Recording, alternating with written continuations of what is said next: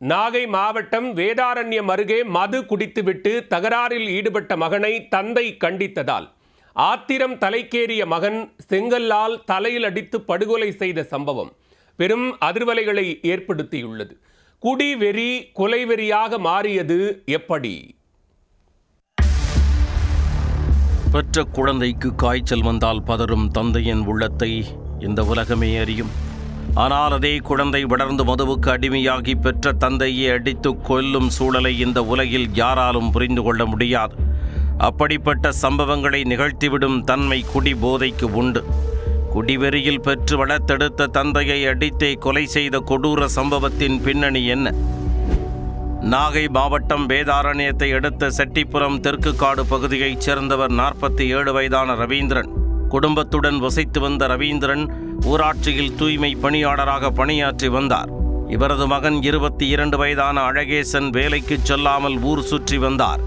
இந்த வயதிலேயே மது பழக்கத்திற்கு அடிமையாகிவிட்டார். தினந்தோறும் மது அருந்திவிட்டு வந்து தாய் மற்றும் தந்தையிடம் தகராறு எடுப்பதுதான் தினசரி வேலை இவருக்கு. இதனால் குடும்பத்தில் அடிக்கடி சண்டை ஏற்பட்டு நிம்மதியின்றி வாழ்ந்து வந்துள்ளனர். குறிப்பாக தாய் தனலட்சுமியிடம் மது அருந்த பணம் கேட்டு தொடர்ந்து துன்புறுத்தி வந்ததாக கூறப்படுகிறது. மகனின் இந்த போக்கை கண்டு வெறுத்து போன தந்தை ரவீந்திரன் தொடர்ந்து அறிவுரை கூறியும் கண்டித்தும் வந்துள்ளார். அப்பொழுதெல்லாம் ஆத்திரத்தில் கொந்தளித்த தந்தையுடன் சண்டை போட்டு வந்த அழகேசன் தந்தையின் கவலையை துளி கூட புரிந்து கொள்ளாமல் தான் தோன்றித்தனமாக தெரிந்து வந்துள்ளார். போதையிலேயே நாட்களை கடத்தி வந்த அழகேசன் அன்றும் வழக்கம் போல கடுமையாக கண்டித்திருக்கிறார் ரவீந்திரன். ஆனால் இந்த முறை அழகேசனுக்கு தாங்க முடியாத ஆத்திரம் தலைக்கேறி இருக்கிறார். எதிரே நிற்பது தந்தை என்பதை ஒரு நிமிடம் மறந்து போன அவர் அருகில் கிடந்த செங்கலை எடுத்து தந்தையின் தலையிலேயே மாறி மாறி அடித்திருக்கிறார். இந்த கொடூர தாக்குதலில் சம்பவ இடத்திலேயே மயங்கி விழுந்து பரிதாபமாக உயிரிழந்து விட்டார் ரவீந்திரன். அலறல் சத்தம் கேட்டு ஓடி வந்த அக்கம் பக்கத்தினர் ரவீந்திரன் இரத்த வெள்ளத்தில் கிடப்பதைக் கண்டு அதிர்ச்சியில் உறைந்து போயினர்.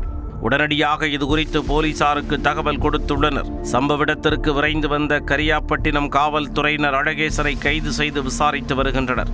உயிரிழந்த ரவீந்திரன் உடலை வேதாரண்யம் அரசு தலைமை மருத்துவமனைக்கு அனுப்பி வைத்தனர். மது பழக்கம் காரணமாக மகனே தந்தையை கொன்ற இந்த கொடூர சம்பவம் செட்டிப்புலம் பகுதி மக்களிடையே பெரும் சோகத்தையும் அச்சத்தையும் ஏற்படுத்தியுள்ளது.